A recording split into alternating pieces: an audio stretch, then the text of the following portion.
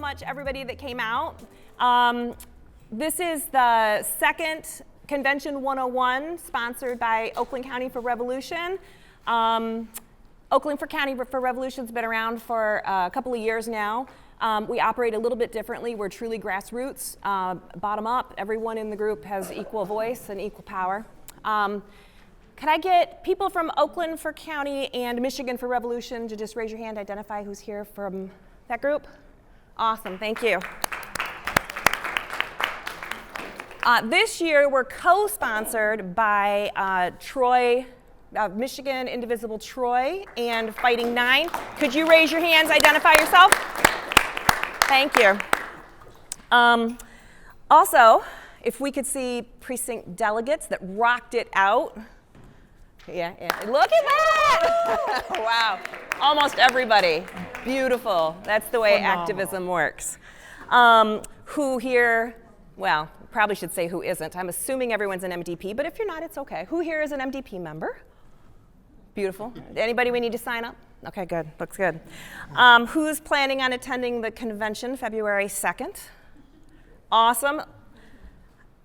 Who has never attended a convention before? Okay, so we've got some first timers. Good. Okay, so that's going to help us kind of guide our discussion for the next hour, hour and a half. So we will be focusing a little bit on Convention 101. We're also going to be focusing on what State Central is and what it means to be a part of it, and hopefully get some people encouraged and interested in running for that. Couple more things before we get started. Anyone that's running for a party position at the convention, please raise your hand. We've got 1, 2, 3, 4. I would like, and I'm sure you guys would like also, we don't have time to do big speeches. Those will be coming at other events. I'm sure there's forums scheduled. But if you could just say your name and what position you're running for, that would be super helpful, I'm sure, to everybody here. Lisa, would you like to start? I'm Theresa from Northville, Michigan, and I'm running for chair of the party, and I'm a long-term political organizer with the Democrats. Awesome. Thank you. My name is Sharon. I'll be running for State Central Committee from the 12th District. Awesome. What? Did you not hear? Could you repeat it? Yeah, sure. My name is Sharon. I'm from Ypsilanti in the 12th District, 12th Congressional District. I'll be running for State Central Committee delegate at the convention. Andrew? Hey, I'm Andrew Nowicki. I'm an environmental educator and naturalist. I'm from Gallivan. I'm running for the Environmental Caucus chair. Right on. Yeah. Sam Purdy, running for State Central, 9th Congressional District. Okay. We have other people running for State Central that we know of right now. Why don't you go ahead and raise your hand if you know you're running for State Central. How about we do names and CDs for those as well, real quick. It won't take long. Tanya, you want to start? Tanya Sharon, running from CD 14. Sandy Larson, CD 11. Alex Meyer, CD 14. Theresa Gallivan, CD 14. Will, CD 14. She told me to. So you Scarlett Meyer from the 11th District. And is that it, Sharon and Joe? Oh. Are you guys going to be running? You've been thinking about it. Yeah, We're in negotiation. Whatever she says, I'm rolling. Smart man. All right, so the guidelines for this meeting, we're going to try to wrap it up before 4 o'clock, maybe a little sooner. I'm hoping that we can all take turns speaking and be democratic. If you have a question, please speak up. I'm hoping everyone can hear us. If you can't, we'll try to speak louder. We want to make sure everyone's heard. And let's just be respectful of each other. You know, we don't all agree on everything, and that's okay. But sometimes we have to agree to disagree and discuss issues, not talk badly about people. So I think that's it, and I'm going to turn it over to Will. He did this last time we did this, so he's ready to go. Hi. I speak loud, so I don't really need a mic. One more little rule or guideline. If you have a question, of course, feel free to ask. If we get rolling off topic a little hard, I'm going to bring us right back. There are topics such as lame duck that we could sit here and talk about for 4 hours. and they're very near and dear to our heart, but that's not the purpose of this meeting. So I'm going to be circling us back. The other thing is, I am a very proud Democrat. If you hear me speaking what you think to be badly about the Democratic Party, that could not be further from the truth. I am speaking that way as a constructive criticism. I have a vision for I want to see my Democratic Party look like, and I want to get that idea out there. I am not a Dem basher. I'm not a secret Republican. So if you get mad, I'm a precinct delegate. I've got the card to prove it. Just a suggestion, use the microphone. We don't even have one. We don't even have one. So Convention 101, basically the purpose of this meeting is going to be twofold. We're going to do Convention 101 and a State Central Committee primer. What to expect at the convention is the main goal, but we're also doing these across the state with groups like this everywhere. And part of that is to encourage activism in non-election years. We saw it first with Obama. Remember the drop-off that we had? We had these unparalleled numbers, and then everything kind of fizzled out. And we are trying to maintain the hard work that everyone in this room has done and keep building our base, keep networking, and keep speaking our truths in these off-election years. It's going to have payoff for decades with the state party and Democrats in general. The SCC primer, the State Central Committee, if you're not familiar with it, we're going to talk about that in general. Basically, the State Central Committee is the highest voting body in the Democratic Party short of a convened convention.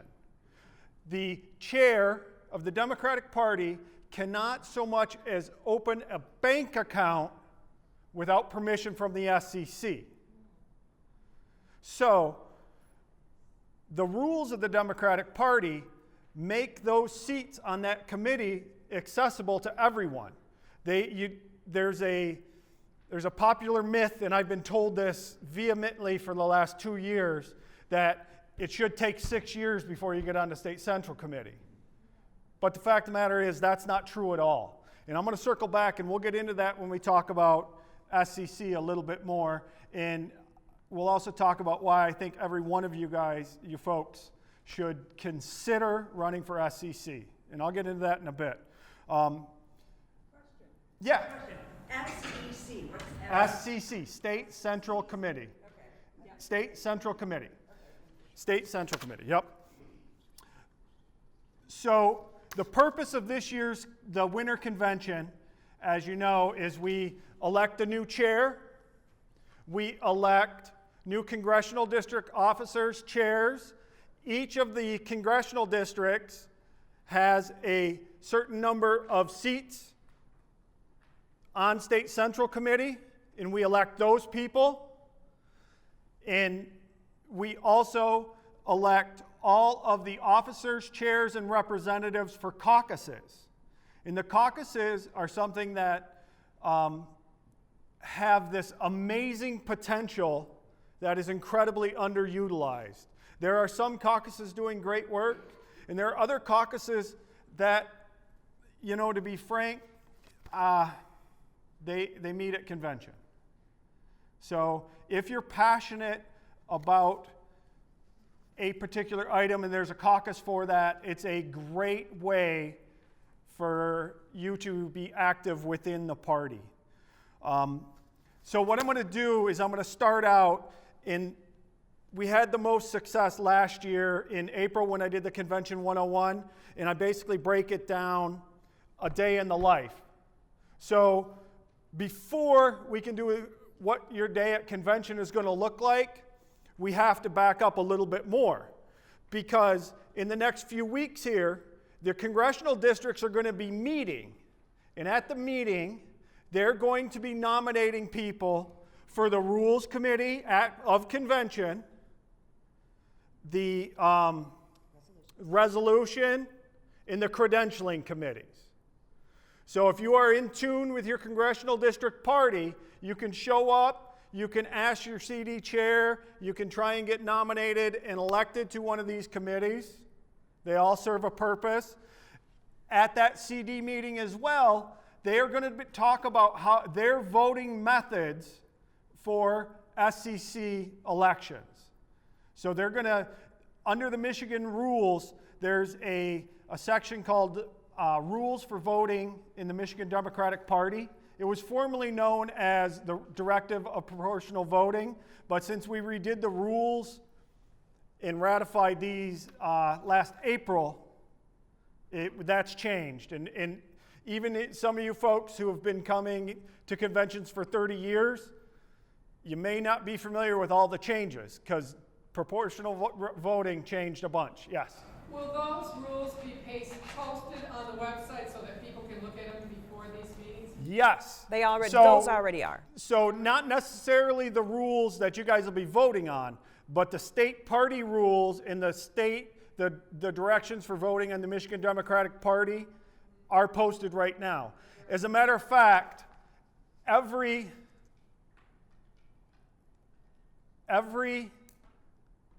faction of the Michigan Democratic Party is out of compliance right now. Our rules that we passed in April mandate that no rule is valid, no bylaws are valid unless it is posted on the state party website.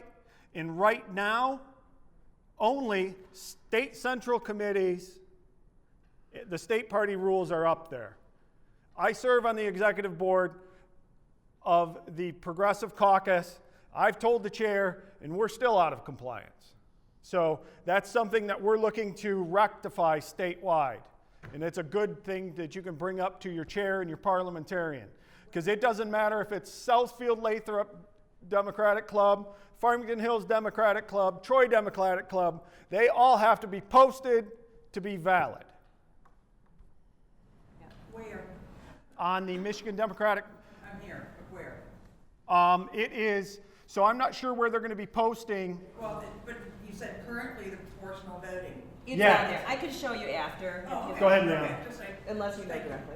So just a couple of things. So the state party and SEC rules are posted there. You have to, you go under our party, and I think it says bylaws in the drop down. Yeah, just scroll down. But I also want to emphasize that congressional districts have some options about how they're going to run the election, and they are obligated under the rules to tell you exactly how they're going to run the election 30 days before the election is run at minimum. So be sure to look at the explanation of what they could do and find out from your chairs what they're actually going to do. And the major decision that they have to make is about whether or not they're going to use geographic distribution or at large, or run everybody at large. That's a longer discussion, probably outside of this scope.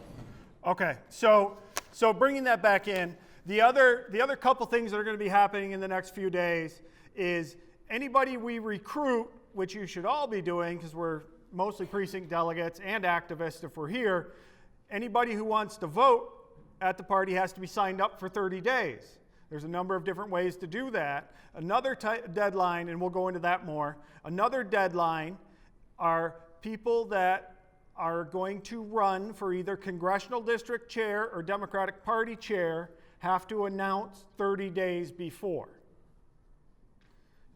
What is the 30-day deadline? For this, it's January 2nd. So, third, yeah. Second to be safe. Second to be safe. So this coming week? Yes. So those are the couple things that have to take place, and we'll circle back on more on some of that stuff later. But at the convention, you have to credential in. Now, a lot of people come in, so they credentialing 2 years ago was an absolute nightmare. Some people missed their caucus meetings because they were standing in line to get credentialed in. The party's done a great job of cleaning that up, but we still have thousands of people trying to get in on 10 laptops. So there's an opportunity if you can make it downtown on Friday from 6 to 9 p.m. and early credential in. That's always a good thing. Credentialing on the day of the convention starts at 7 a.m. and lasts till 3 p.m. Now remember, you have to be actually credentialed in to vote in your caucus meeting.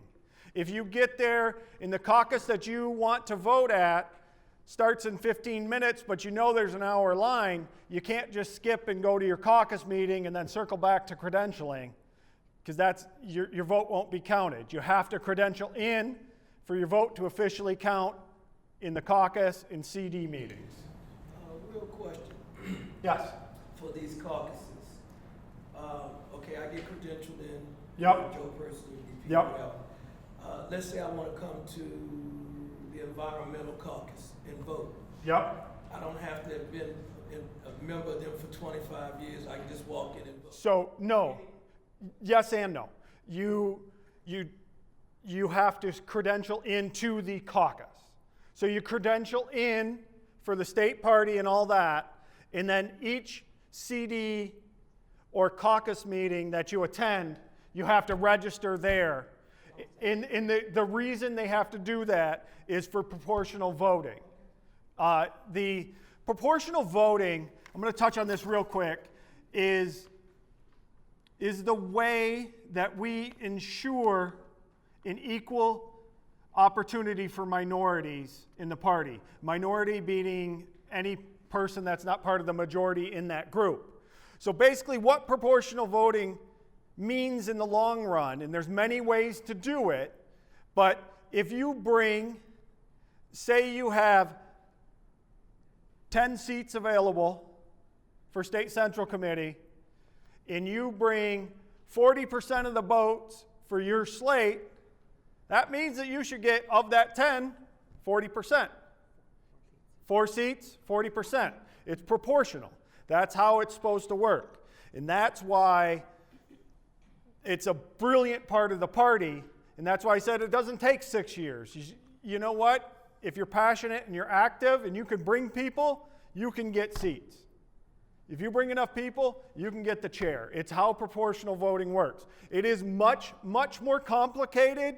As a matter of fact, Liano and I are working on a video about proportional voting within the Democratic Party, but we have to make sure that in your head that you keep in mind whatever percentage of votes, that's the percentage of seats we get. That's the ultimate test. And if you don't get those seats, that's when you need to start asking questions, because something's up. Something's not right. And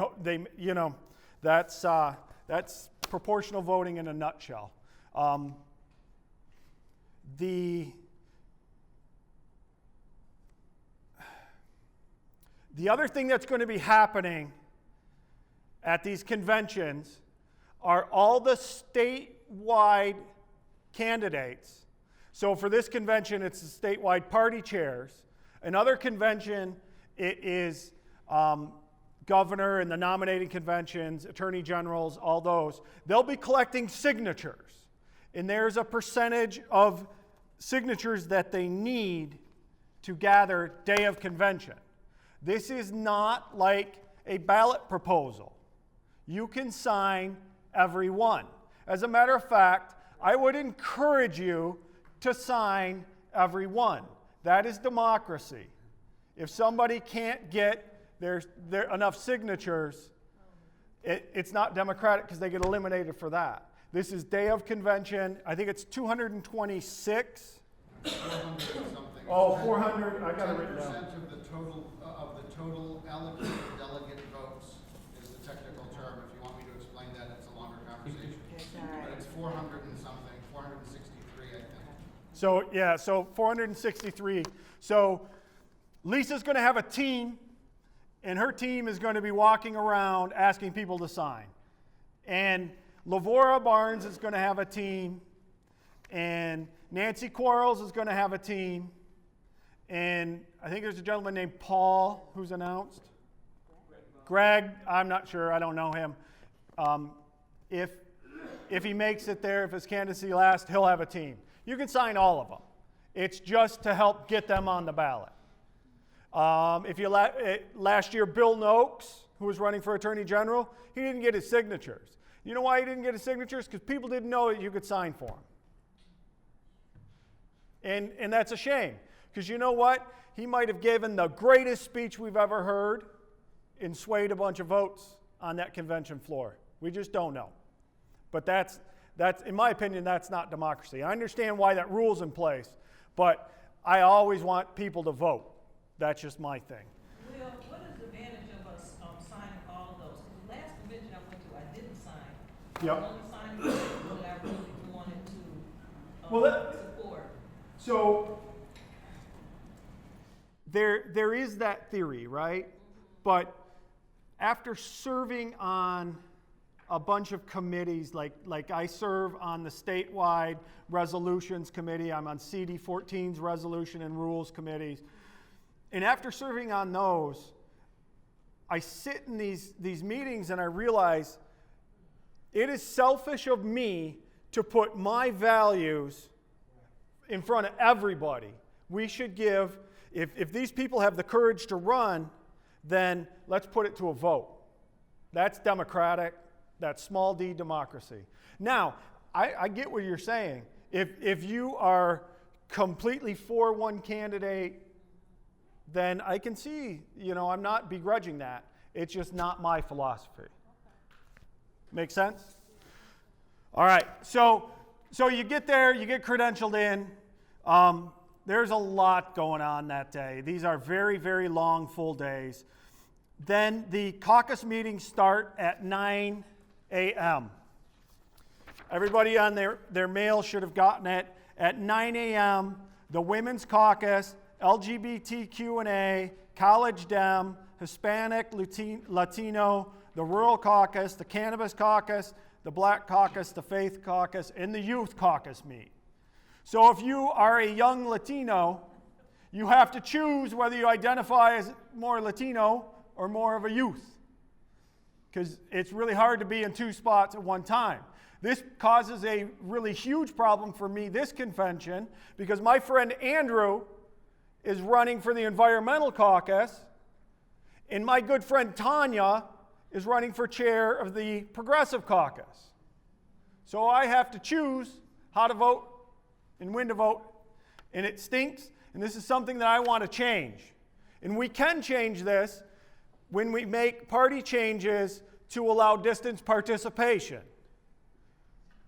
Right now, in this February, we're going to have people driving down from Houghton, Michigan. We will have disabled people that have to drive from Houghton 9 hours in good weather to come to that convention. You're telling me I can bank online and they protect my money, but we can't find a way for them to vote securely at a remote site? It's ridiculous. That can be solved by remote thing. I know the Disability Caucus is really working on this, because they have people that are homebound and are Democrats and can't have their voices heard. It's just not right. And these are some of the changes that, if you're nodding your head, you should think about joining SCC, because we can have an influence on. So, going back to caucuses. Now, the other tough thing with these caucuses is these caucuses have a lot of business. So what they have to do is after you register and you register at the caucus, they have to proportionally assign the votes within the rules to do that. So you sign in, they close credentialing, there's going to be a bunch of speeches. I'm sure Lisa's going to be running all over trying to speak at every caucus. And then once the executive body of the caucus figures out their numbers and they put them in their spreadsheet, Then they start the elections for chair, vice chair, treasurer, secretary, and executive board. Some of the caucuses have 2-seat representation from every CD. Other caucuses have just at-large executive board memberships. It just depends on the caucus. The bigger the caucus, they can usually fill 2 from every executive, from every congressional district. But I know the Cannabis Caucus, it's a new caucus that we formed last year, they didn't have that, so they just did at-large membership. Then we get done with that, and we get our two things. We get lunch. But I'm here to tell you, lunch at Cobo Hall sucks. It is overpriced, and there's nothing healthy about it. So I would highly advise to bring your own refillable water, right, Sandy? Because I get refillable water bottles. That's Sandy's thing. And snacks. But make sure you should consider bringing snacks and or something to eat for yourself. I know last convention we did a tri-caucus thing where the Progressive Caucus, the Cannabis Caucus, and the Young Dems all met together, and we did all our caucus as one big caucus. And at that time, we had pizzas brought. And they don't want you to have pizzas brought in because they want you to sell you their Cobo crappy food. But luckily, we were part of the Cannabis Caucus, and they're really good at being sneaky. 'Cause that crap was illegal for too long. So they snuck the pizzas in, and it was awesome. But now they're less sneaky. So then after lunch, they only give you a half hour for lunch. If there's a problem in your caucus meeting, they may run late, and they're going to finish their business. This happened last year with the Progressive Caucus. They had problems. It went from 9 a.m. to 12:35. The congressional district that met in that room was actually met late because we had a hard time getting our Progressive Caucus business done. So that can happen. That's another reason why I say bring snacks. Because then you can go to your CD meeting and have a snack while you're listening to the speeches. There's going to be a lot of speeches. It's cool. It's part of it. After that, then we break out after lunch and we go to our congressional districts. There are 2 of the main ways, and I'm sure Liana will jump in if I get anything too wrong. He's going to let me be a little wrong, but not too wrong. So the congressional districts can either vote each seat individual on their officers, or they can vote all the officers up or all the officers down. And this is another reason to join SCC. So our party requires male and female distinction. We just redid the rules on SCC, and we fought them tooth and nail because there are many other genders other than just male and female. But in order for us to be compliant with the DNC mandates that our bylaws say male and female. But what happens if Theresa doesn't define as any gender? Does that mean she can't be a part of our party? So we pushed really hard in the rules committee meetings to get it recognized as female or other gender or opposing genders or something different, but we can't. So it is time for us as a state party to change national party rules at the DNC. We need to get in Tom Perez's face about this. We need to appeal it to our appeals committee. We need to have a chair who's willing to listen to take this to the DNC. And this is a fight that needs to happen from State Central Committee. Right now, we tried to get that fight started, and there wasn't enough, I shouldn't say lack of support. the timing wasn't right. And I kind of agree with it. We had elections to run, but it's an off year, and we're electing, like Joe said, let's go. Do it. Let's do it. So there's another reason why we need new voices on SCC, is because there's people that we can represent that don't even know that this is an issue.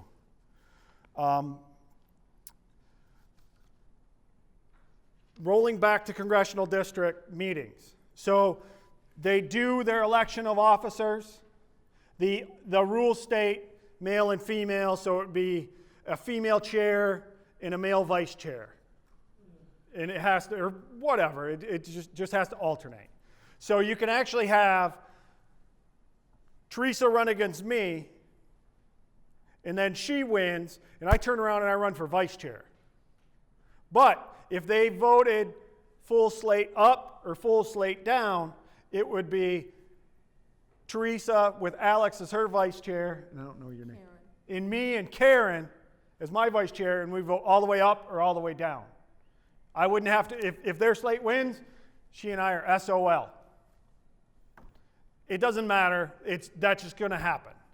So the other thing that's going to happen is if your chair of your congressional district is running for re-election, they will be electing a temporary chair for convention purposes.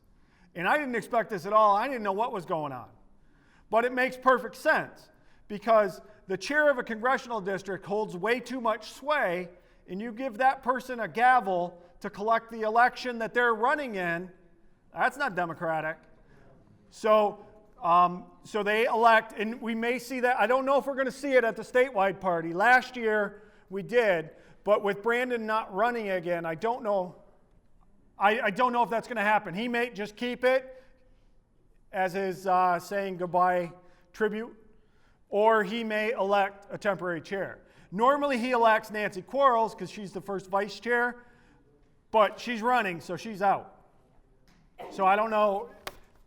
We'll see. We'll see. Who's second chair? Mark Lachey, head of the LGBT. Is he running? No. I don't know if he's running for statewide. I don't think he's running for chair. But we'll see. Brandon will probably keep it, is what I'm thinking. So don't be surprised if you see that. The other thing that I want to say, too, is even if a lot of this stuff doesn't necessarily make sense right now, when you get in it, the light bulb will go off. And you'll be like, oh, yeah, now I get it. So in your congressional district meetings, if you get the opportunity, take a picture of the results. Because if they find a problem, you have evidence of what they found day of convention. So these things happen. It happened in our CD last year, 2 years ago. If we wouldn't have had that picture, I wouldn't have been on State Central Committee. And it wasn't, this is another thing that happens in the party. The party itself is basically a lot of really great people doing amazing work. But mistakes happen. And mistakes tend to be misinterpreted or they break the rules.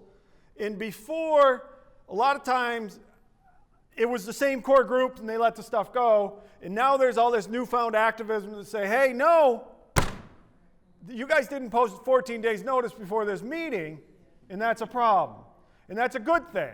It doesn't necessarily always mean that there was nefarious intent, but the rules are our toolbox, and knowing the rules means knowing your rights. So it keeps a fair playing field. Yeah, Leanna had some. I just wanted to say we actually did make, and the new rules that we just adopted, we did make some progress. So, for example, the rule about the rule for the state party says that we're going to elect a chairperson and 2 vice chairpersons of the state central committee, 1 each of a different gender and race. Okay. So we've made some progress in that. We made some progress. But a lot of congressional districts and a lot of county parties and a lot of other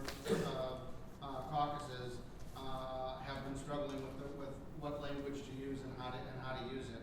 I don't think I've seen anybody actually resistant to making the change, just not sure how to do it. So thank you, Leanna. So there's another thing that happens. Go ahead, Joe. Real, the changes that were made last April that y'all were talking about, they've been implemented. Are the amendments, when they're set up, can I go on the website and look at those amendment changes? Yep. That way I can be, armed when I go here about what are the amendment changes.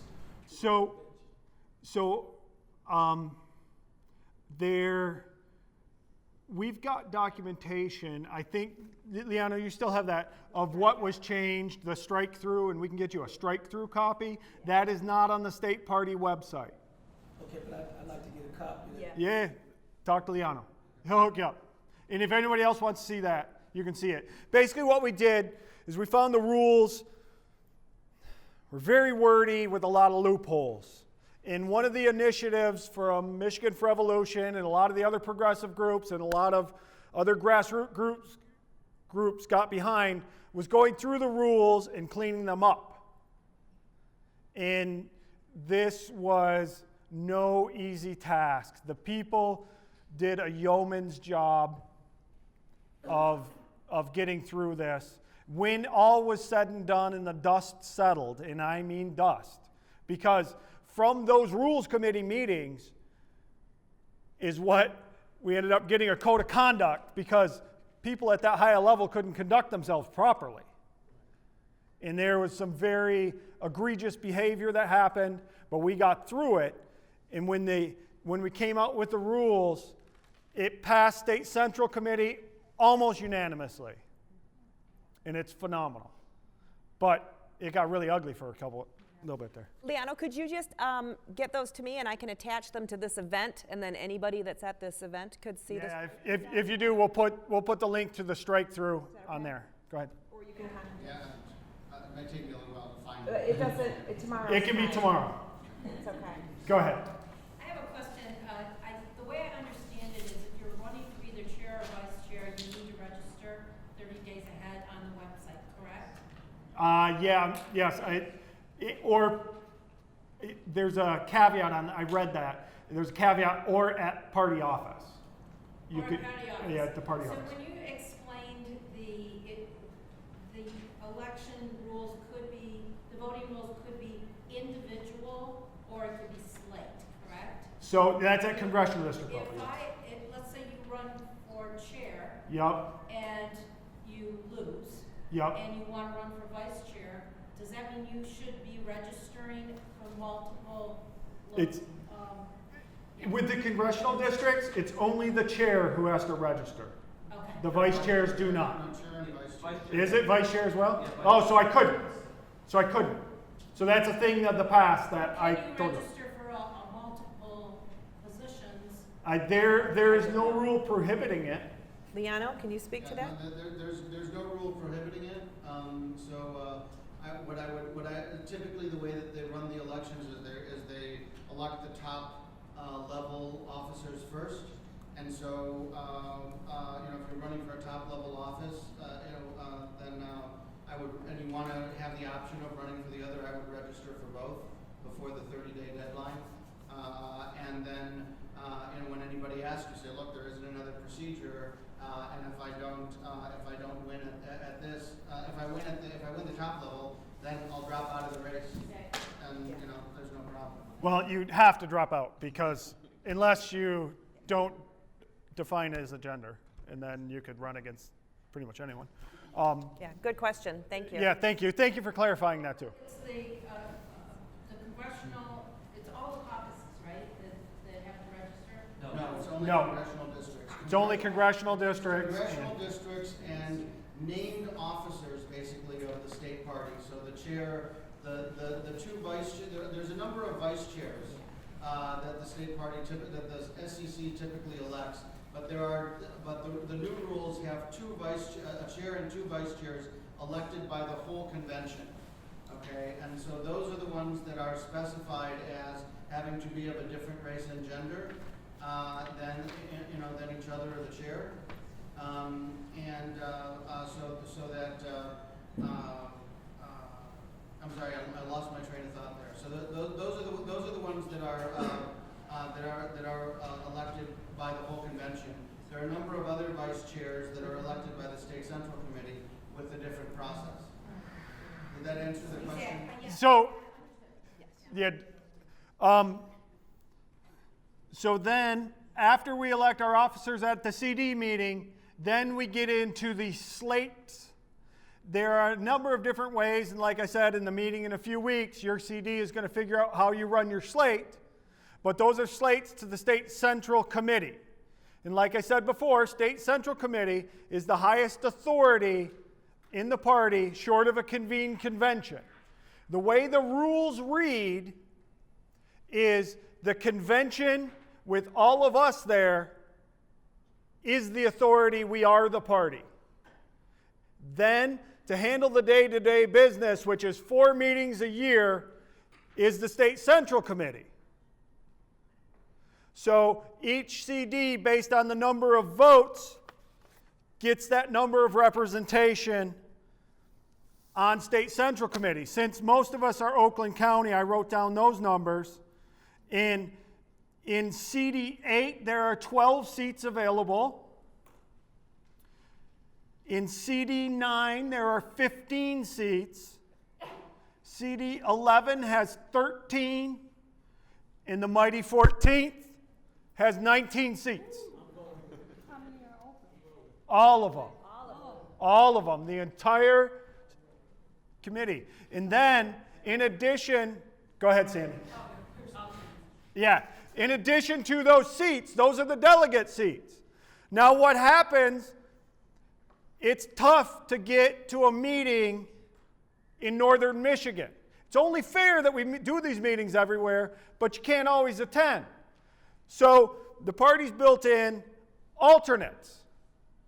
So you have 19 delegate seats in CD 14, you have 19 alternate seats. As an alternate, it doesn't mean you're always going to be seated, but you have a chance. A good chance. And they also allow proxies for that. So, for instance, if Alex is on State Central as a delegate and Joe is an alternate, but Alex knows he's got a cough to your cold and he's going to Cedar Point, he knows. That's not a good reason, Alex. We're all disappointed. If he can't make it, he can assign his proxy to Joe, because Joe's also CD 14 and has an alternate. So Joe knows he can go to the meeting and he has a proxy. But Joe can also sign in as an alternate. He can be seated as an alternate, and all of a sudden Joe's got 2 votes. Now, I know it sounds great. It sounds great, but it's a problem. It's a problem when a congressional district chair has 13 proxies. Or more. And it's a problem on that day when he has 13 proxies and 2 young people woke up at 3:45 in the morning and drove to Holland, Michigan, and didn't get seated. I got a real problem with that, and we are working on, there are reasons that rule stayed, but it's not right, and we should be people over proxies. Yes, you should be able to assign your proxies, but if somebody's willing to drive that meeting, they should get priority seating. I just want to point out that I would say that exactly the same way, but with a different emphasis, because it's not about the person that's the alternate being seated. It's about the people that elected a delegate and an alternate getting represented by an actual person there who can listen to what's happening and react to the situation. And you get better representation when you have people that you elected there to represent you, rather than somebody having a proxy. And I don't think either of those reasons are mutually exclusive, so I'm going to go reason 1 and reason 2. Fair enough. So we have 19 seats in Congressional District 14. Yes. Is that solely for Oakland County, or is that no. between Oakland So that brings up another confusing thing with proportional voting and proportional representation. So our multi-county seats, there's a couple different ways they can do that. And they can break up those 19 seats in proportion as fairly as possible, the seats for Oakland County and the seats for Wayne. Or the way we did it last time is they used weighted proportion voting. So the Oakland County people had less, our votes were weighted as more, which equaled out the Wayne County because we had more of a Wayne County presence. And it was a mishmash that way. Both are acceptable within the rules, and both of them are terribly confusing. And once again, I'm going to say, don't get lost in the weeds on this. Watch our video that we're putting out in the next couple weeks, because we're going to try and break it down. I don't think, the only other person I would trust as much with this is Mark Miller, chair of CD6, and he chaired the committee, and he and Liano basically are the foremost authorities on proportional voting and proportional representation. And it gets very confusing, but it's very fair. Are these seats voted on in the caucus? Those seats are voted on in the congressional districts. In the congressional district caucus? Yes. Yes, in the congressional district caucus meetings. One more clarification on this specific thing, and correct me if I'm wrong, but a couple of years ago, what we had is the chairs running with the slates, and as a slate, people had to vote for the chair and the team for SCC candidates. My understanding is we can't do that. Correct. Correct? Correct. So The new rules, you can't do that. under the new rules, you have to separate the single seat from the multiple seat. So we're electing multiple delegates, it's multiple seats. They have to be separate from single seat offices. They can join the single seat offices together, but they can't join single seat and multiple seats on a slate. Your chair and your SCC cannot be voted on simultaneously. If you see them doing that, raise a ruckus. Will, can you explain that a little bit more? Yeah. What's the difference between a single? Okay, a single seat office is chair, vice chair, secretary, treasurer. It's one person, one seat, one office. A multiple seat office are representatives to the state central committee. There's 19 representatives and 19 alternates. They're all weighted the same. So that is a multiple seat. This is single seat. I just want, one addition to that is that often there are multiple vice chairs. So there are specific rules about a first vice chair and a second vice chair, sometimes about, for example, states you have to have of different genders and races, like we just talked about. But there may also be a number of other vice chairs that don't have those kinds of restrictions on them. And those vice chairs, that's a multiple seat office as well, and it has to be run by proportional representation, so that you don't have a situation where you have a whole bunch of officers that can be elected just by the just by the largest majority in the room. So that when you have an organization that adds a number of vice chairs, they can't, those votes on the board, for example, don't automatically go to the largest group in the caucus. It has to be by proportional representation, so minorities have a fair chance to win representation that way as well. So I'm gonna, if you don't fully understand yet, it's okay. You know the basics, and this will make sense. Trust me. Watch the video when it comes out. And watch the video. We'll put it on but the internet. I don't want to get lost in the weeds on this topic. One last question. What do we do if it looks like things are not being followed properly? First thing I would do is I would raise my hand and inquire. Under Robert's Rules of Order, you're allowed to do that, and you can ask for clarification. The second thing I would do Will, is... point of information. Yes. Point of information. And if it's really something that they've done wrong, it's point of order, because there's a Point of order. they're supposed to follow. Because they're out of order. Yes. So you can do point of order. Thirdly, the other most important thing you can do is take out your cell phone and start videotaping.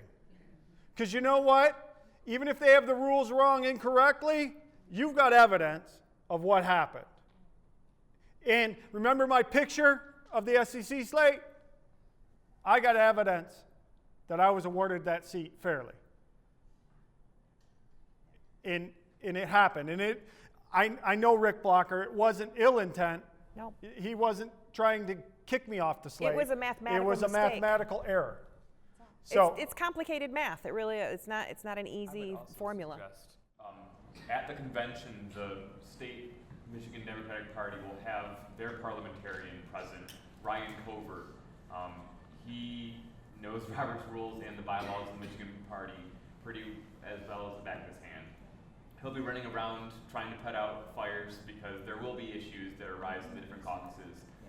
But he is definitely the person to track down. Covert's not the parliamentarian. He's not? No. Oh.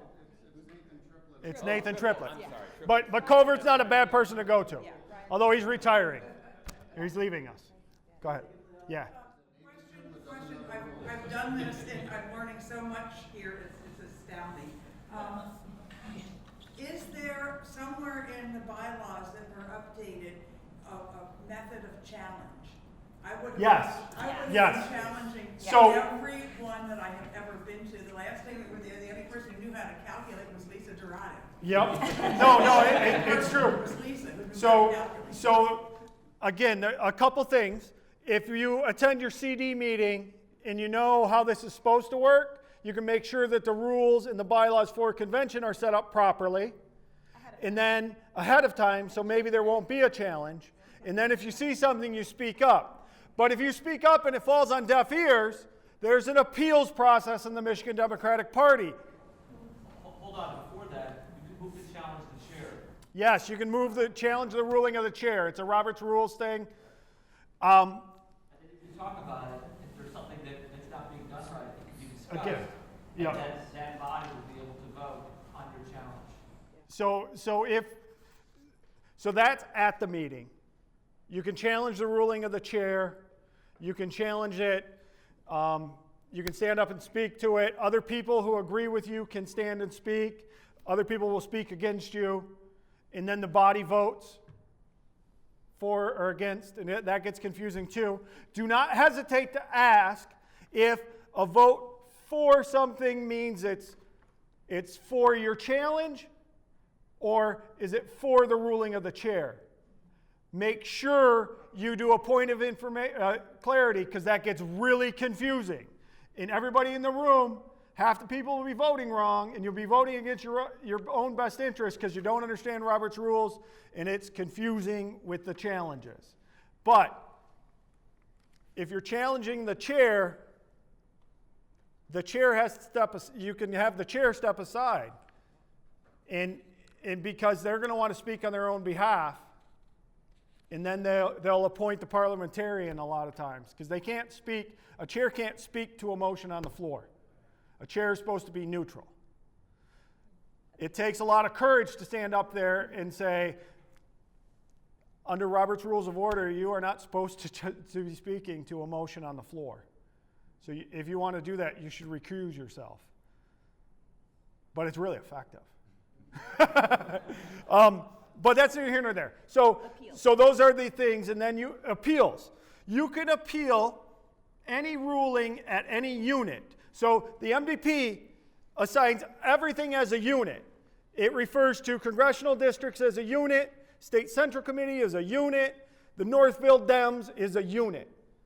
So you can appeal any ruling of a unit within 15 days to the appeals committee. The appeals committee, it's all in the rules on how to do that. And if you have an appeal, you can reach out, because we won the first appeal that I've heard of in Michigan Democratic history. And thanks to Liano, because we used By a little bit, it's a lot. But it's the same thing. We found out why we're the first ones to win. Because when we filed our appeal, and it was just like the Oakland Dems thing, where they wanted to do a rule change, but they didn't announce it ahead of time. We passed the rules, and then we got home and said, for a rule change, they have to give 14 days notice, and it's got to be in writing. So we appealed it, and they had to overturn it.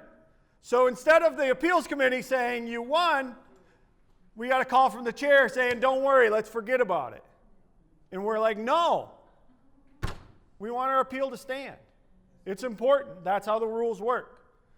So it would have ended the same, but we forced them to hear our appeal.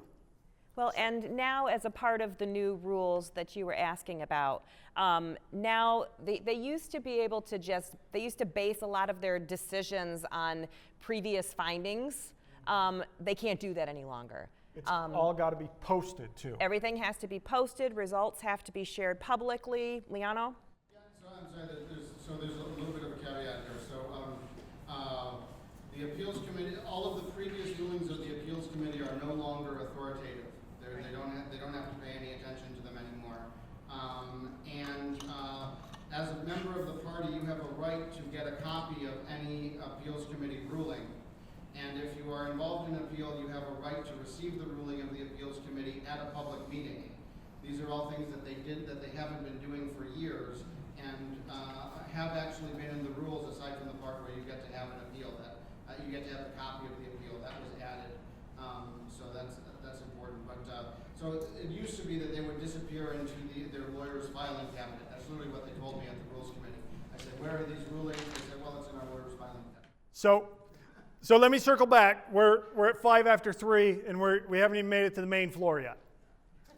Okay? So after our congressional districts and we do all that business, then we all cruise down to the main floor at Cobo, and guess what? We get speeches. We get lots and lots of speeches. Baby, we'll hear from Peters, from Stabenow, from Whitmer, from all your CD reps, and then we get to hear from all the candidates. There's some kind of craziness that goes on in the nominating. I don't know if it happens for chair as much, but they will, the chair will turn to CD1 for the next nominee, and they'll hand it over to Arv, and Arv will give a little speech about somebody and throw their name in nomination, or give a little speech and then hand it off again. It's kind of... It's a formality and whatever.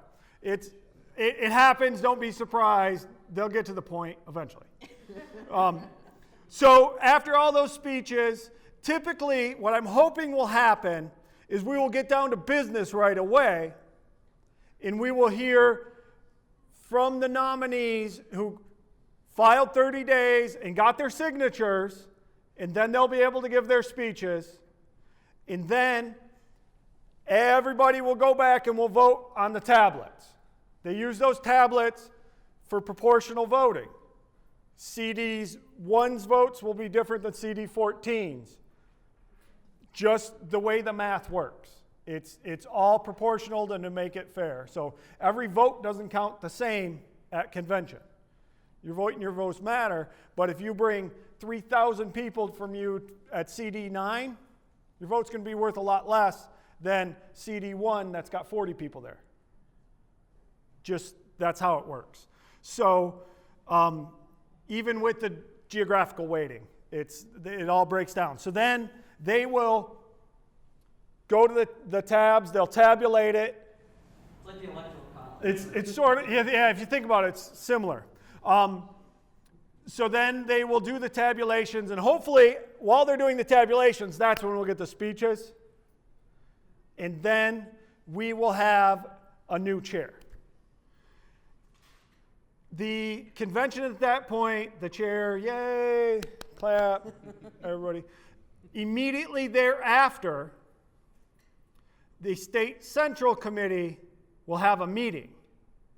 And at that State Central Committee is where we elect vice chairs, a lot of the vice chairs, the secretary, the treasurer, the youth officer, all these things. There's another problem with that state central committee meeting. So you got in at 7:30 to register early, and you've been going all day, and then you have a state central committee right after. It's part of the big commitment. But there's this little thing called quorum. At this meeting, they don't take any attendance. And like, for instance, at the state central committee in Lansing, there was maybe 55 to 80 people there. We've got 167 to meet quorum. It's something that I brought up when I first got on state central committee and said, hey, let's fix this. This is a problem, let's fix it. Instead, they decided not to, and we brought it up again, and they decided not to. It's not worth the appeal. They're a lot of work, but it's something that I would like to see my party do correctly. If we're going to hold the Troy Dems to a quorum, then we should hold the state central committee to the same quorum rules. They do it all the other meetings. It's just a long day. I get that, but let's fix it. That's another reason why I want to get a lot of new people on state central, because we can clean that up. So how do we know we have a forum if they don't count? That's right. You don't. There's no proportional representation. There's no sign-in. At the last meeting, we didn't even know who was on state central. That's what I'm thinking. Right, no, and you don't really know for sure. You get elected to state central in your congressional district meeting. Okay, so I would have to sign up. Yep, you would have to sign up. You can sign up as a slate of one, and if you bring 20 people, more than likely you'll get your seat. In CD14 last year, it worked out to 10 votes for one seat. Is basically the math. Our slate, we had 4 people elected from it, and we had about 40 votes. So it's literally, there's no time, there's no buy-in to get onto state central. It's all about bringing people to vote for you, is what it takes. With the new founding of precinct delegates, that's one of the reasons why we're having this meeting, and I'm going to segue from the convention over to state central. Can I, just one thing, last convention when we went to vote, I don't know if everyone remember that for one of the statewide offices, a name was missing. Yes. On the computer. So if you notice that, and that there's a malfunction, you can say, hold on, there's a problem with the computer, and they had to stop the voting, type this woman's name in, and I remember getting there and thinking, because it was someone I had intended to vote for, and I thought, something's wrong. So please, pay attention and you know who should be there and stop it. Great point. At a convened convention, Robert's Rules of Order are still the tool. So if you find something wrong, you can stand up in that group of 5,000 to 6,000 people and raise your hand and speak. Yeah, Tanya? And challenge the ruling of the chair. Sorry, Lisa. We're breeding rebels. Go ahead, Tanya. I don't know how much everybody here knows, but when I first went to the convention, I just didn't understand what a slate was and how the people on that slate were picked for the offices. Could you? Yeah. So a slate is, remember how we had single-seat officers and multi-seat? To make it simple, they break it down in slates. In slate voting means that Lisa's slate will be against Arv's slate, and they're all running for representatives, and you can vote for all of Lisa's people or all of Arv's people. Now, slates are formed by people saying they want to run. Like I said, you could run as a slate of one. And that's fine. That is allowed, and you can just give it to the chair. They're going to be passing these slates in for nomination, and then people are going to be giving speeches. But you can be your own slate. Or you can join the slate for democracy, transparency, and inclusion, which is the slate we're putting together. So we are hoping to get a slate for democracy, transparency, and inclusion in every congressional district. But right now, we've got, how many are we up to, Sam? I think we've got like 8 or 9 confirmed. And then across the state, they're going to be having meetings with activists just like this group, trying to get more people into the party and do this work. And that's where the power comes. And that's where this is so important, because we've got activists who have beliefs similar to ours, not exactly like ours, but that line up enough where we all go, and then we've got a huge voice on the state party.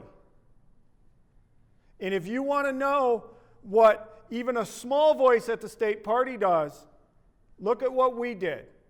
We being Michigan for Revolution. We won about 45 seats. With those seats, we got the rules to be reviewed and redone. We got the MDSCC website. At the State Central Committee, there's no way for you to talk to people on the committee before the meeting. So unless you've been there for years, you didn't know these people. So we got a way to communicate securely with these people and talk about the business of SCC. We got the Election Dissection Committee.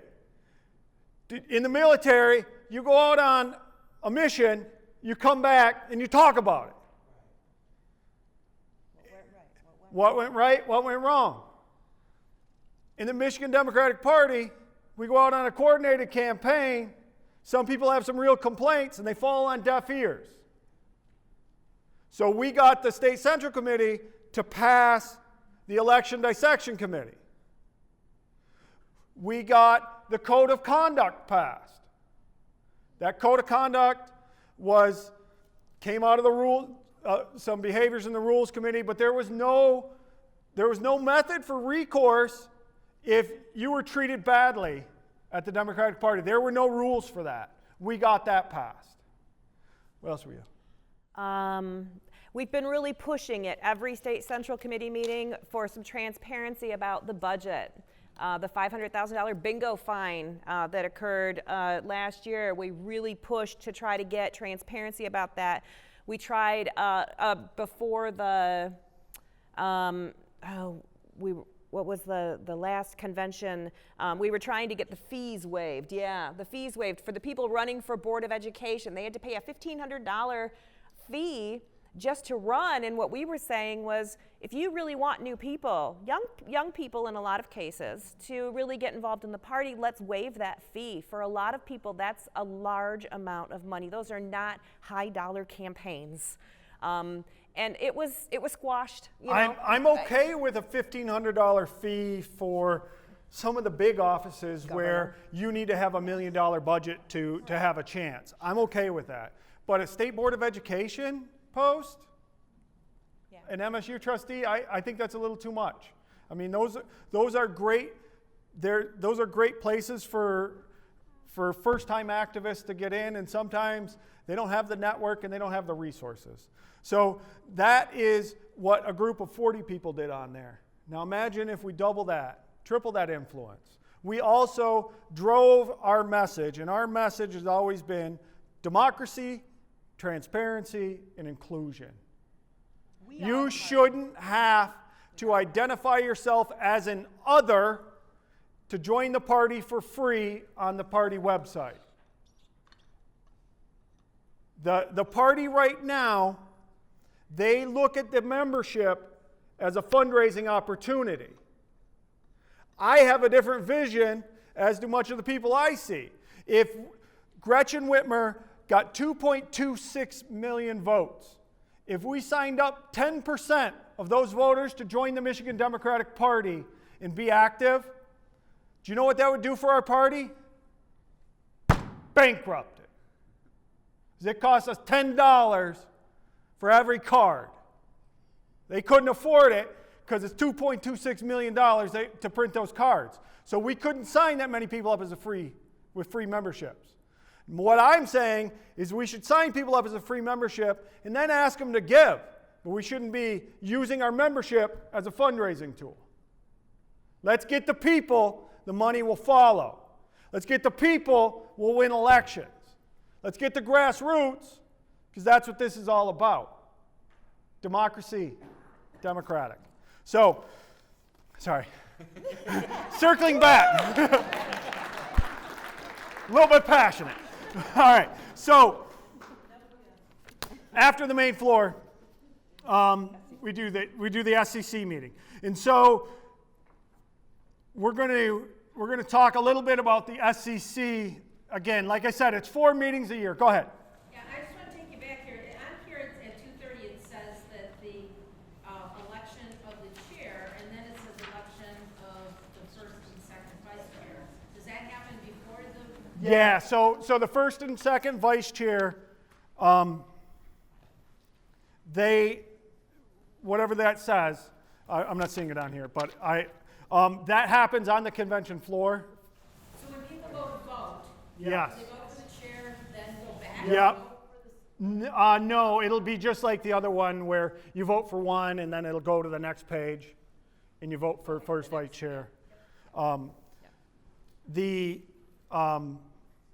then after, that's when the third and fourth vice chair at the State Central Committee meet. Thank you for clarifying that. I had that wrong. I'm known to get a lot wrong. And that's okay. So I talked a little bit about State Central, and I think that a lot of people are very intimidated about those meetings. And I got to tell you, I got elected to State Central Committee after attending one Democratic meeting. And the reason I did that is because we knew the rules, and I trusted my friends who said, don't worry, we'll catch you up to speed. So if you don't feel that you have the toolbox to go to those meetings, I'm going to say, don't worry about it. Because what's going to happen is we are going to be putting up a series of videos talking about the rules. They're already started. We're going to be putting up a series of videos. There's going to be a video on Robert's Rules of Order and how to handle that. I just spoke with Joe, and he's going to have some seminars for precinct delegates on Robert's Rules of Order. I don't know if we'll get that done before the first State Central meeting, but if you decide that you want to run for State Central, those videos will be up, and you can walk in there with at least some familiarity on what to do and how not to embarrass yourself. Because that's the big fear. Everybody's a little nervous. And believe me, State Central can be a little cutthroat sometime. I haven't attended one without being called a Republican yet. Also, keep in mind that if you decide that you're interested in running, we have a slate ready. And so you would have people within your congressional district, very likely people that you know already, allies you've probably been on demonstrations with and held signs with and fought with already. And so you'll have the support of those people, and you would have the support of other people within your congressional district to help you answer questions for you, help give you guidance. One other thing that Will didn't mention that I think is important is at your congressional district caucus, when they start the election process, if nobody speaks up, and somebody probably will, it's usually Tanya Sharon in our district who raises her hand and says, how can you expect me to vote for someone if I don't know who they are and what they stand for, right? Good question. If nobody says it, please say it. And then they will vote as a body to give, maybe a couple representatives from each slate. We won't have time for everybody to speak, right? We won't. But a couple of people from each slate might get up front and give a short couple minutes about what their slate stands for. And this slate, if you're on it, is more transparency, more democracy, more inclusion within the party. So this slate is, like I said, it's the big tent slate for democracy, transparency, and inclusion. If you don't want to run on our slate because we're radical and got BO and you don't like curly mustaches. That's cool. Form your own slate. I don't care. I want to see new people get involved with the party. And I want to see new people get involved with the party where it really counts.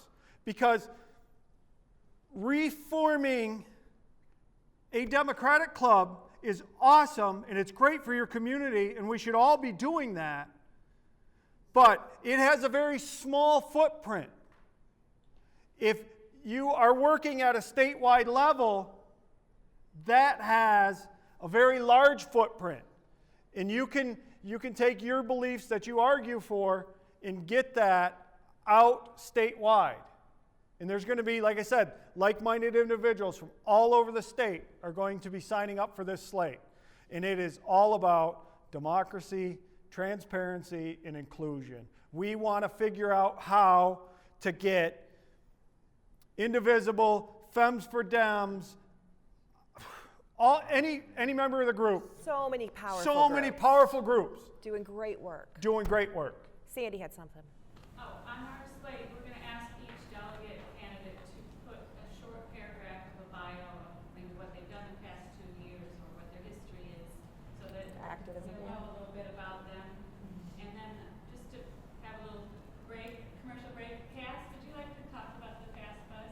Sure. Yes. Oh, yeah, sorry, I didn't touch on that yet. Thank you. Yes. I'm reading this. I'd really like to encourage people to take it. It's a fantastic ride. If you're a senior, it's 50 cents. It takes you right to the door of Cobo Hall. Wow. It's on time. You have to be there on time. They will not suffer people late. You have to be at the stop. And to clarify, it won't be a docked stop. It has to say Fast Bus because of legal reasons. They're usually within feet of each other, but you don't, that's the stop you want to go to. The one that I take leaves the Civic Center right here, and it's probably going to be about, what was it, 15 minutes to an hour all the way down there. They have Wi-Fi, the seats are bucket seats, they're comfortable.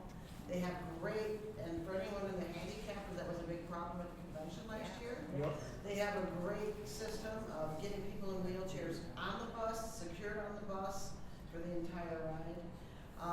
So it doesn't just stop there, it stops pretty much the one, and I've got there's a smart bus app that you can download from smartbus.org.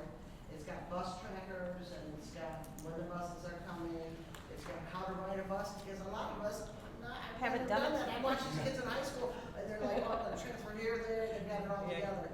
But basically, it's on time. It goes up and down Woodward. There's one that goes from Pontiac down. There's one from Michigan Avenue that goes down. And there's one from Gratiot, I think, that goes down. How late does it run? Huh? How late does it run? It runs more than late enough. Okay. So the people will be able to get back. Okay. It's $2 for non-seniors. Is it? It's 50 cents for seniors and $2 for non-seniors. Okay. I wrote it down. I just skipped it. Sorry. Cool. Thank you. And if you are a senior, you have to tell them, or else you'll get charged. So don't put your pride out there. Okay. Perfect. No pride.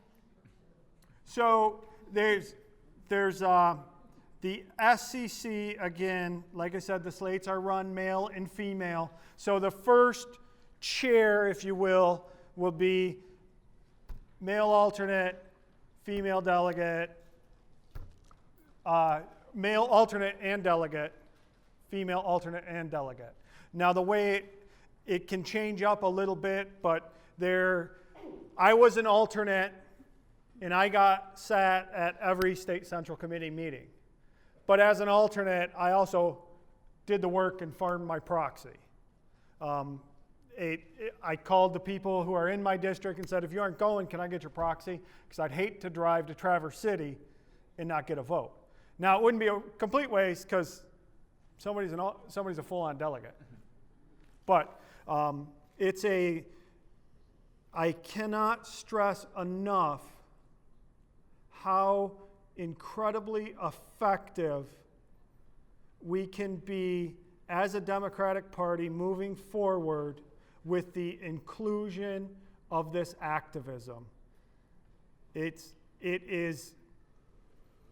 I look, I'm on the Indivisible groups on Facebook and stuff, and I look at just the sheer volume, and I sit there and I'm like, I wish these folks knew how incredibly powerful they are right now. And that's why I'm really happy and was really proud to have other groups step in and co-sponsor this. Because this is what it's all about. This is the networking that happens grassroots. This is how Dana Nessel was able to upset Pat Miles. Because it was groups like this that signed people up. Now, there was some gamesmanship there.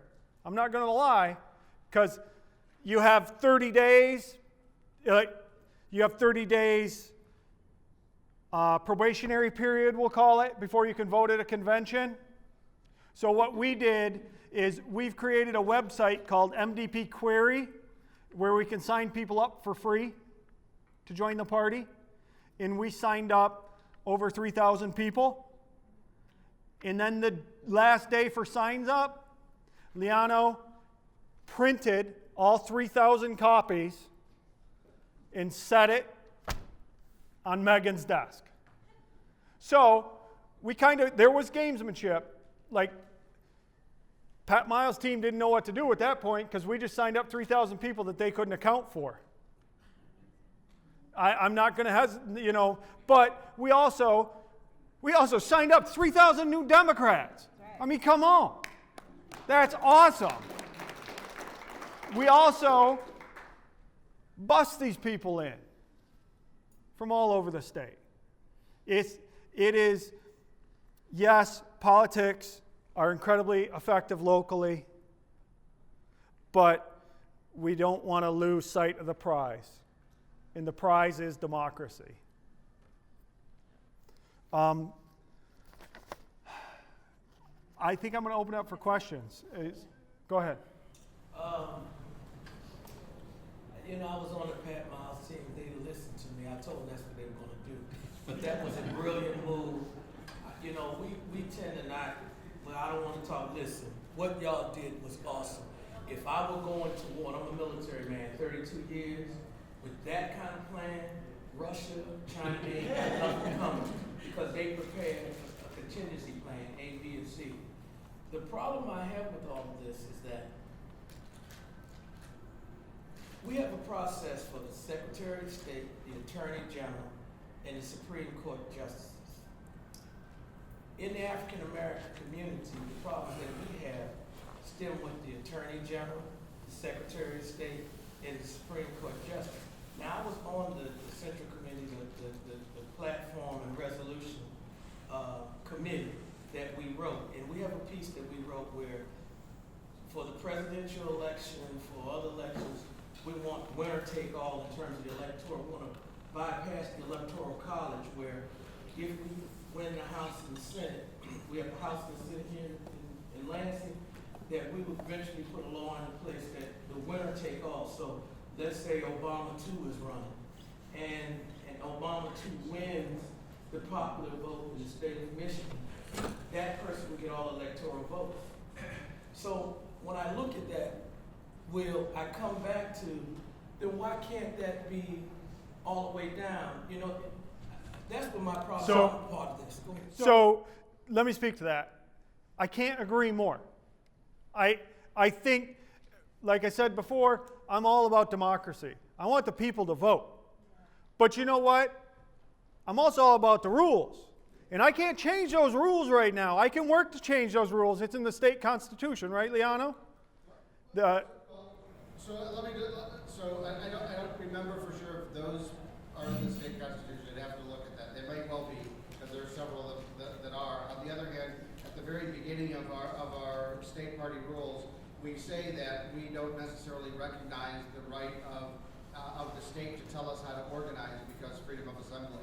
But what I want to speak to you about the way that it's done in the party currently, where we have this thing that's like the Electoral College.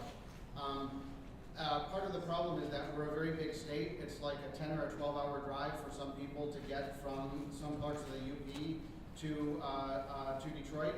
And right now we don't have a method to allow distance participation. So if we don't have some way of equalizing the votes from people across the whole state, then wherever you hold the convention, the folks from that area have a significant advantage in being able to turn people out in that area. Now, that's great. Wherever you have the convention, that's going to be the case. But when we have such a big state, I mean, if we were Vermont or something like that, or Rhode Island, or something like that, that might be a different story. But right now, I think that what we need to do is we need to first get away for distance participation can happen, so that we don't have that major barrier for a lot of people to participate. And then in that case, then when it's easy for everybody to participate that wants to, absolutely, I'm 100% behind you. We should have popular vote election rather than this electoral college type distribution. So if we could get that put on the ballot, the primary ballot statewide, I'm on board. But right now, we got to dance with who brung us, right? So I also learned a lot from that election. And the progressive movement has a lot of work to do with people of color. We have not been the kind of ally that we need to be. And we can talk about that later. I'll gladly talk with anybody about that. There were some insensitivities, there were some things that we could have done much better and we didn't do. And you know what? As a member of that movement, I'll own that. And I'm learning, and that's how we get better, is we have these discussions and we go to tough places. And I'm okay with that. I just have a comment. I really appreciate y'all having this forum today to enlighten us on what we need to do at the convention. Because knowledge is power. So I think that all of us should be more empowered about what it is that we can actually do when we go to this convention. Because it can be overwhelming. Because last year, the one with Pat Miles and all of that was my first one. And it was kind of intimidating. It's crazy. I really appreciate this. So, are there any more questions about State Central or about conventions? Go ahead. I'm just wondering, is there someone actively working in the MDP on long distance go to meeting type things so that we don't have these issues? Yes, that is the Disability Caucus. The Disability Caucus has spearheaded that as one of their main issues. Remember how I said some caucuses kind of lie dormant and don't do a whole lot? That is not the Disability Caucus.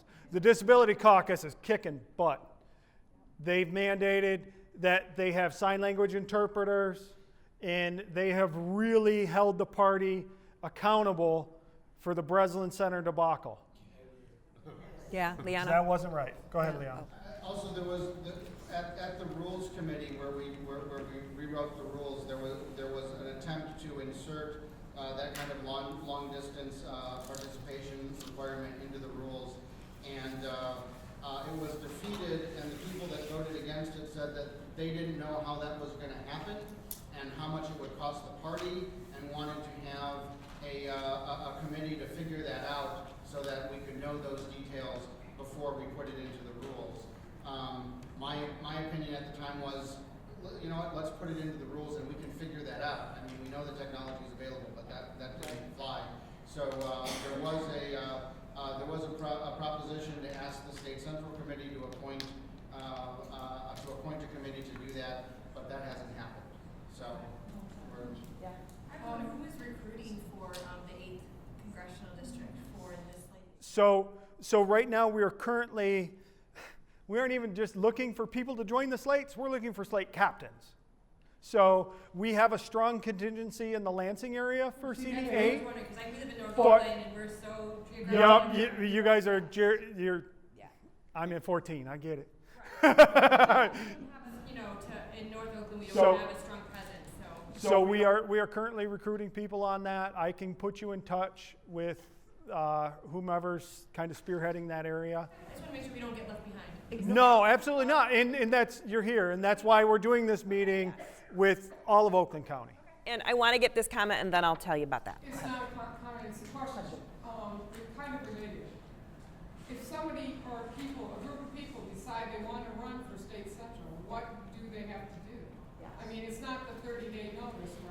Correct. You need to, go ahead, sorry. So, okay, so we don't have that problem, but then if there, say there are groups of people that are, maybe quite a few weren't here today, what would they have to do to actually run? How does that work? So, our congressional district chair didn't know we existed until we walked in with our piece of paper and had a slate. So, if you decide to run a slate, you can let your chair know, but you don't have to. They're going to take nominations for CD slate or state central slates from the floor, and you can put your own slate into nomination. If you work. There's a slate Yes. for the State Central Committee Yep. nominees. And I'm from the 11th, so we have a slate of 13. So, yes, but like I said, you can be a slate of 1. You can be a slate of 5. You can be, last year in CD14 we had 19 people. We had 7 people on our slate. Now, one thing I will say, if you are going to form your own slate, that alternate position is just as valuable. Because the way it breaks down, you want to, if you sign everybody up as delegates, if your first position is sitting blank, it's going to go to a different slate. So make sure you have all your, like when you organize it, as alternates and delegates, male and female. There'll be first chair male, first chair female, so on and so forth. We can help you. We can help you with all of those details. Tanya? This is no question, this is the thing that I think is important about knowing about the slate. Yes, you can have one person on a slate, but people have to vote by slate. They don't vote for a person. They vote for a slate. I don't think anybody's going to vote for one person, for a one-person slate, because they're giving up all those other. So You can have as many people on a slate as you can get to sign up for your slate. They won't all get on the state central committee. They go from the top of the list down. Say for instance, you win 40% of the vote, you get 4 seats. So the top 4 are seated, are part of the state central committee. So can you explain in terms of the alternates how that works too? Yeah, and let me preface and say, yes, you can win a slate running as a slate of 1. For instance, if I'm on a Farmington Hills dog walking group, and I walk these people's dogs when they're on vacation and they owe me a favor, I can say, hey, sign up for the party and come vote for me. And if I bring enough votes, they can vote for my slate of 1, and I get on. That is the way proportional voting works. It's a numbers game. But that is very true. The point you make is it is the position on the slate is where it's going to break down. The top seats have a higher probability. If you have 200 people in your congressional district, and about 100 of those people are going to vote for your slate, you're going to split the seats. That's the way proportional voting is supposed to work. So then, if you have 12 slates, 7 through 12 don't get a seat. That's just the way it is. So even if you are just moderately interested in running for state central, you can get a position on the slate at a higher number, because that's less likely.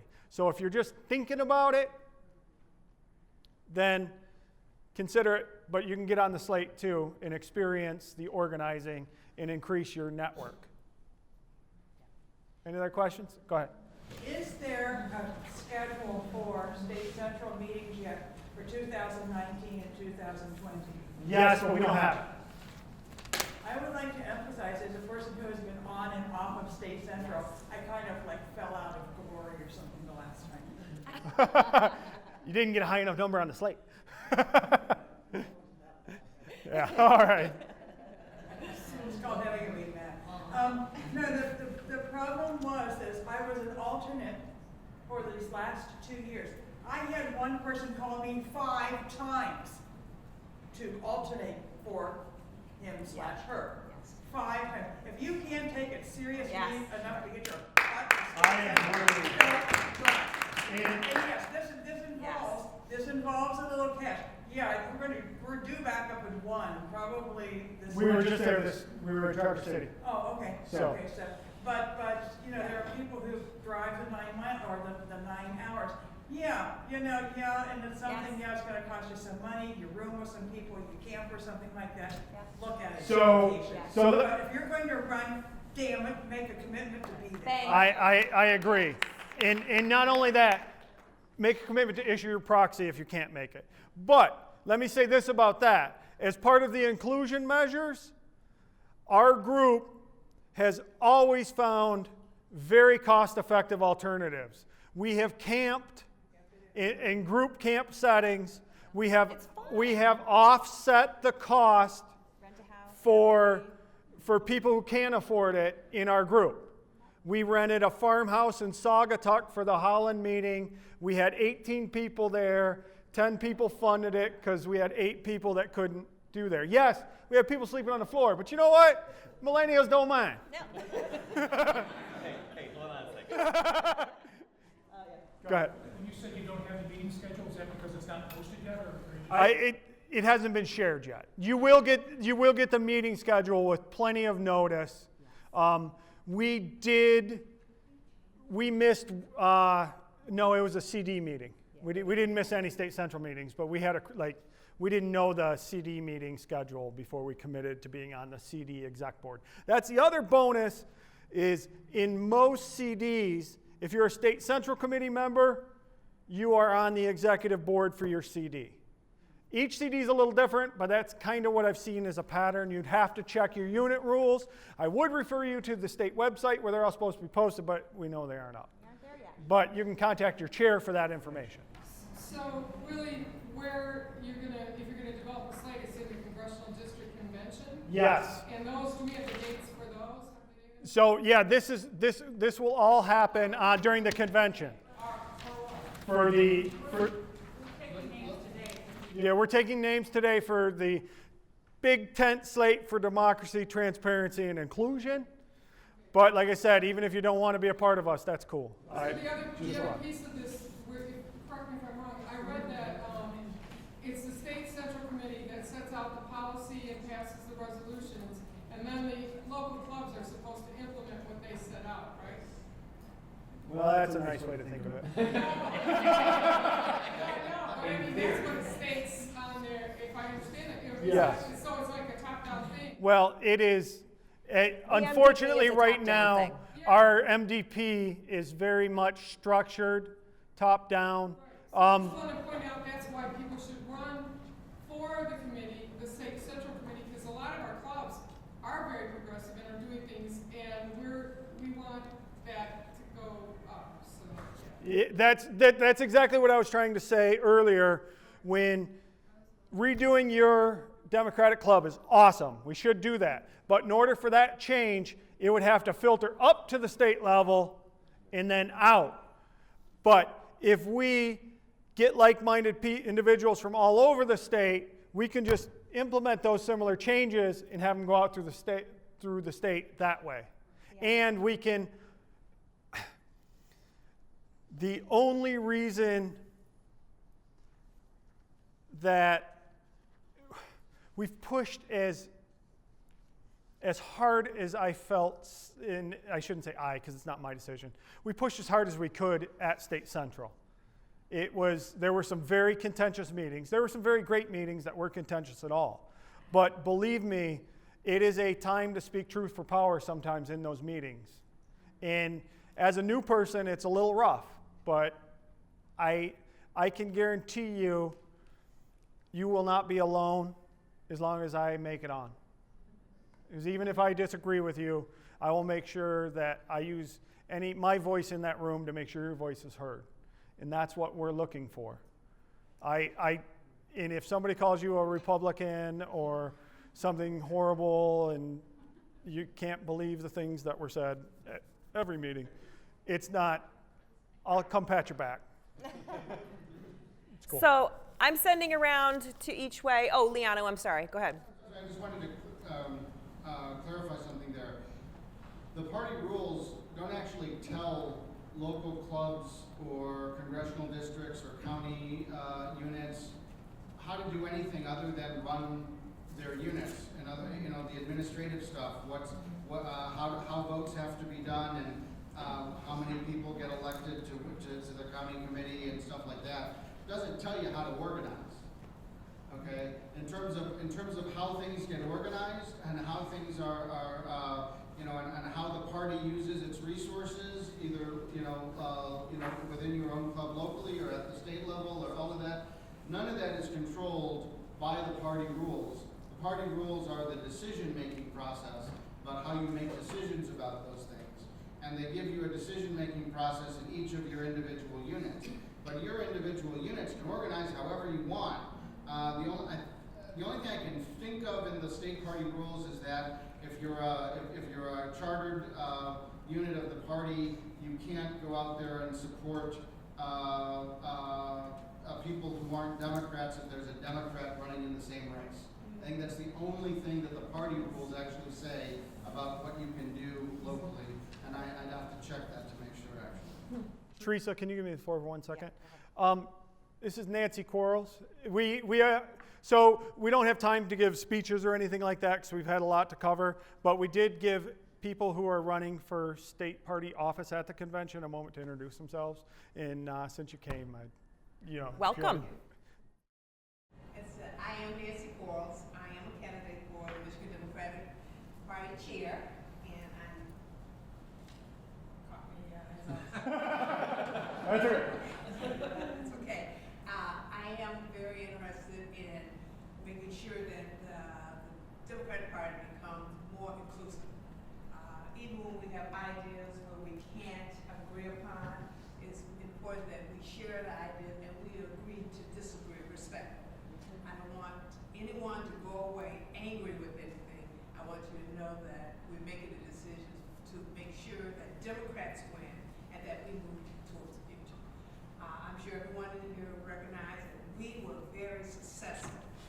Nancy, I'm gonna have to cut you off because we didn't allow speeches, and I have to be fair to Lisa. So I don't mean to do that. So thank you. At the beginning, thank you though. And thanks for coming out, both of you, statewide, all three of the statewide candidates. So now, at the beginning of this, we asked who was interested in running for state central committee, and we saw a few hands come up. I'd like to have people. I think feels like we have other candidates for state party chair here as well. Oh. Oh, Greg, excuse me. Greg Bowens, I didn't recognize you. I'm Greg Bowens, no speeches. No speeches? All right. Thanks, Rick. So, thanks, Sam. Good catch. So, at the beginning, we asked who was interested in running for state central committee, and we had a spattering of hands. I would like to see if anybody else is now willing to say that they're willing to run for state central committee. If you are interested in being on the big tent slate for democracy, transparency, and inclusion, please write your name down. If we already have you, don't write it down. Sandy, can you get pens? And we're going to pass them around. Pens are coming. We got some pens coming. Some of you, we already have your names, so you don't need to do it again, but we can hook you up with other people from your congressional district as soon as we get this information. And if you don't know your congressional district, that's okay. Don't worry. Don't worry about it. We'll figure it out with you. I didn't know that when I ran for, well, that's not true. I didn't know that before my first meeting. Hold tight. One more thing before we go. What? One more thing. One more thing before we go. On the sign-up sheets outside, and I know most of you didn't sign them because you did the Eventbrite thing. Thank you. It's much easier. But if you are interested and willing to, and we all know the power of this, right, to text and to phone bank people prior to the convention to help get reminders out, we will be facilitating a text, probably doing a relay thing or something. A text bank. We need some people to volunteer. If you could just put your name on there and put a check mark that you're interested in volunteering, we can hook up with you that way. Okay. One more ask is, I hope you are all willing to host your own Convention 101, because this is the power where our networks reach out to other networks, which reach out to other networks. Hopefully you all, even if you've been to many, many conventions, feel very comfortable walking into Kobo, and that's how these movements grow. It is like spiderweb networking. We have listed every resource we use to host this convention on the event. If you are nervous about hosting, we can come help. Give us a call. We can call, we can do the printout, we can go over this information. We videotaped today. We videotaped So today. you can share that. And we're going to with the share group. that. You could do like a small watch party for people. Whatever It you're doesn't matter. comfortable What with. is important is that we get this out there. That is the ask. That is grassroots. That is Democrats in every office. That's it. We're good. Thank you, everybody. Thank you very much. Thank you for coming out.